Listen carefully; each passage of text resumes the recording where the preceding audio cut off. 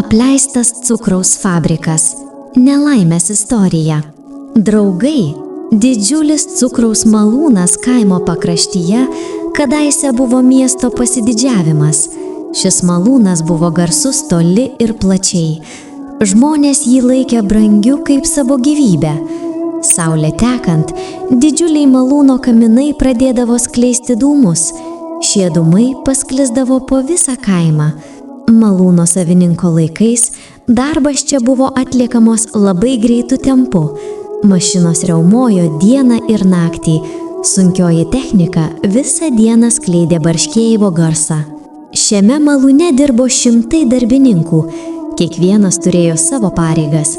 Vieni žmonės į malūną dėdavo cukranendres, kiti siųsdavo cukrų, dar kiti rūpinosi mašinomis.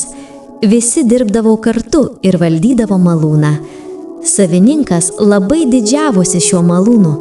Jis pats kiekvieną dieną ateidavo apžiūrėti malūno. Aplink malūną buvo didžiulės sienos. Ant sienų buvo užrašyti skirtingų spalvų pavadinimai. Malūno viduje tvyrojo aliejaus ir įvairių dalykų kvapas.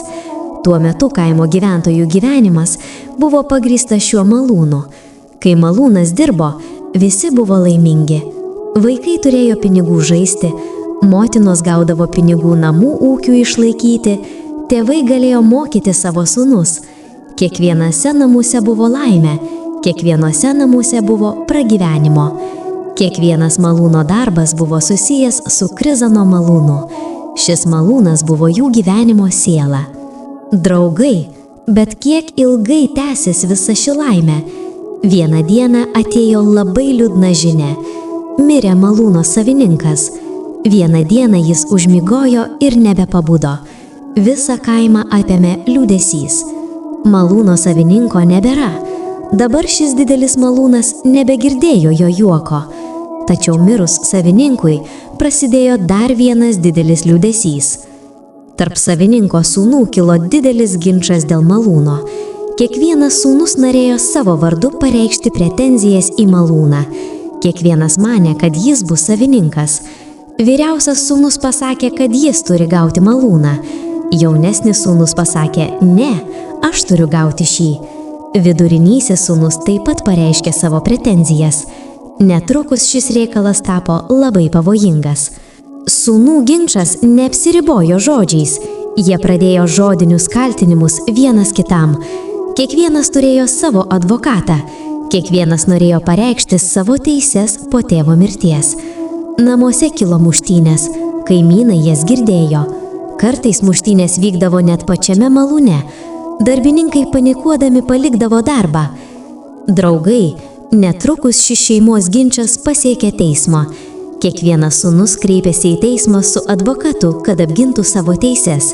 Prie teismo durų buvo minia savininko sūnų ir žiūrovų. Byla tęsėsi savaitės ir mėnesius. Teisme buvo perskaityta daug dokumentų. Kiekvienas turėjo savo ieškinį, kiekvienas turėjo savo liudytojus. Teismo teisėjas šį klausimą laikė labai sudėtingu, mat kiekvienas sūnus turėjo savo teisių dokumentus. Niekas nebuvo akivaizdžiai neteisus, tačiau visų teisės prieštaravo viena kitai. Teisėjas svarstė, kam turėtų atitekti šis malūnas. Jei jis būtų atiduotas vienam, tai būtų neteisybė kitiems. Galiausiai teisėjas priėmė sprendimą. Nuspręsta, kad teismas pasiliks malūną savo nuosavybėje, kol ši problema bus išspręsta ir visi sūnūs sutiks. Teismas užsanspuola malūną, tai ir jį uždarė. Tai reiškia, kad malūnas niekam nebepriklausė. Malūnas tapo teismo nuosavybė. Draugai, kai malūnas buvo uždarytas, kaimas nutilo. Iš malūno kaminų neberūkė dūmai. Malūno mašinos nebeveikia. Malūne nebebuvo jokio trauksmo. Viskas tylėjo. Darbininkai buvo atleisti. Šimtai žmonių liko bedarbiai. Durys buvo uždarytos. Uždėtos geležinės grandinės ir spindos. Malūno sienos buvo tinkuotos švinu, kad niekas negalėtų įeiti. Žmonėms buvo uždrausta artėti prie malūno. Valdžia ateidavo kiekvieną dieną ir tikrindavo, ar viskas gerai. Laikas pradėjo daryti savo. Prasidėjo lietus, pūtė dulkės ir vėjas. Malūno mašinos, kurios kadaise sklandžiai veikė, dabar buvo aprūdijusios. Geležis rūdė, sena aliejus, kuris buvo mašinose, jose užšalė. Viskas pradėjo įryti. Malūno sienos pradėjo lūžti, iš čia ir ten pradėjo kristi plytkos. Nuo malūno stogo pradėjo lašėti vanduo. Lietaus metu visas malūnas prisipildydavo vandens. Vėjas pūtė ben iš vienos pusės į kitos.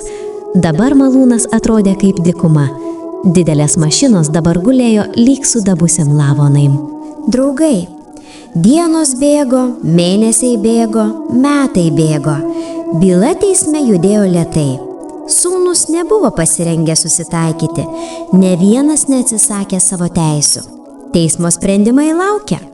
Tačiau teismas buvo labai lėtas. Gavus nutartį, ji vėl buvo pakeista. Gavus sprendimą, buvo pateikta apeliacija. Praėjo 11 metų nuo malūno uždarymo. 11 metų. Tai ilgas laikas. Vaikas, kuris buvo labai mažas, kai malūnas buvo uždarytas, dabar užaugo. Senas vyras, kuris dirbo, dabar paliko šį pasaulį. Daugelis žmonių išvyko ieškoti darbo kitur, daugelis žmonių persikėlė į miestus. Malūnas dabar tapo visiška dykena. Tie, kurie atvyksta, mato tik apgriuvimą. Visur purvas, visur sugedę. Mašinos visiškai sugedo, jų nebeįmanoma naudoti. Draugai, šiandien, kai kas nors apsilanko šiame malūne, jaučia tik liūdesį. Malūno sienos dabar pajuodusios, vietomis tinkas atšokęs, plytos pradėjo kristi, durys ir langai išdaužyti, įėjus vidun matyti gyvatės ir skorpionai, ant mašinų nusėdė storos dulkių sluoksnis. Ant malūno iš kabos užrašyto pavadinimo nebesimato, visa tai išblukusi ir pabalo. Atrodo, lyg ir malūnas turėtų pamiršti savo praeitį. Malūnas, kuris anksčiau dirbo dieną naktį, dabar visiškai užmigo. Kiekvienais metais lyja ir malūnas prisipildo vandens. Kiekvienu metų laiku kyla skirtingų problemų. Karštų orų sienos pradeda trūkinėti, šaltų orų mašinos dar labiau susidėvi dėl drėgmės. Niekas šiuo malūnu nesirūpina, valdžiai tai taip pat nerūpi. Draugai, malūno uždarimas kaimo gyventojams padarė didelių nuostolių. Šimtai šeimų tapo bedarbiais, daugelis žmonių ieškojo darbą kitur, kai kurie žmonės persikėlė į miestą, kas dar pasirinko kitas profesijas, tačiau bet koks darbas buvo labai sunkus. Tie, kurie 50 metų dirbo malūne, dabar turėjo išmokti naują darbą. Jei kas nors sakydavo, kad anksčiau dirbo malūne, jam nebūdavo duodamas joks kitas darbas, nes žmonės manė, kad šis žmogus netinka jokiam smulkiam darbui. Malūno verbuotojų vaikai dabar pradėjo mesti mokslus ir eiti į darbą. Jų tėvai neturėjo pakankamai pinigų juos išsilavinimui. Manoma, kad uždarius malūną šimtai vaikų neteks išsilavinimo. Su malūnu susijusių žmonių namuose kaime įsivyravo tyla. Tarp Marčios ir Uošvių kilo ginčų, vyras iš sielvarto negalėjo užsidirbti pinigų šeimai, vaikai eidavo miegoti alkanai. Visa tai vyko dėl malūno uždarymo. Tie, kurie dirbo malūnuose, prisimena tas dienas su meile. Senioliai sėdi ir kalba apie tai, kokie laimingi jie buvo. Paskutiniais savo gyvenimo metais jie turėjo gerą darbą, jie gerai maitino savo sūnus, jie ištekino savo dukteris už gerų berniukų. Dabar tie senioliai prašo darbo iš kitų. Jie ištiešia rankas ir prašo. Labai gražu tai matyti.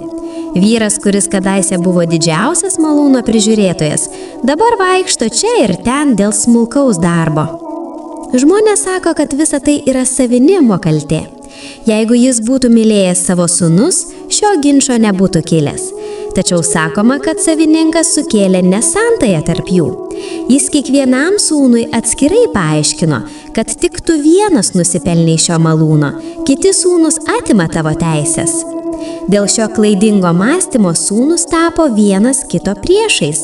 Kai savininkas mirė, jie smarkiai susipyko.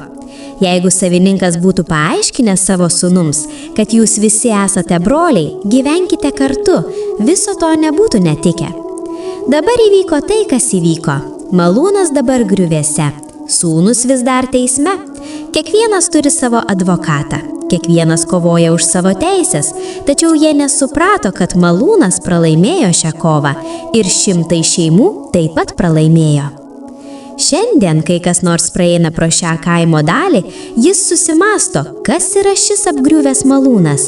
Jeigu žino, jis užduoda svarbų klausimą, kodėl šis malūnas uždarytas. Atsakymas yra, kad šis malūnas uždarytas dėl savininko sūnų ginčo. Šeimos ginčas pavertė visą malūną nenaudingu. Malūnas, kuris dirbo 10 mečius, dabar stovi tuščias jau 1,5 dešimtmečio. Tai yra pamoka mums. Tai yra pamoka, kas gali nutikti, jei šeimoje kyla nesantaja. Tai yra pamoka, kad jei brolių tarpiai kyla ginčas, viskas gali būti sugriauta. Malūno savininkas savo sūnums pamokė skaudžios pamokos, tačiau už šią pamoką sumokėjo ne tik sūnus, bet ir visas kaimas. Net ir šiandien, jei kas nors praeina šalia, jis gali atspėti, kiek čia sielvarto žiūrėdamas į sugriuvusias sienas ir sugedusias mašinas. Šis malūnas dabar tik prisiminimas, kartus prisiminimas. Priminimas, kuris moko, kokių problemų gali kilti, jei šeima išyra dėl pinigų ir turto. Draugai, būtinai pakomentuokite šį video ir papasakokite, ko išmokote iš šios istorijos.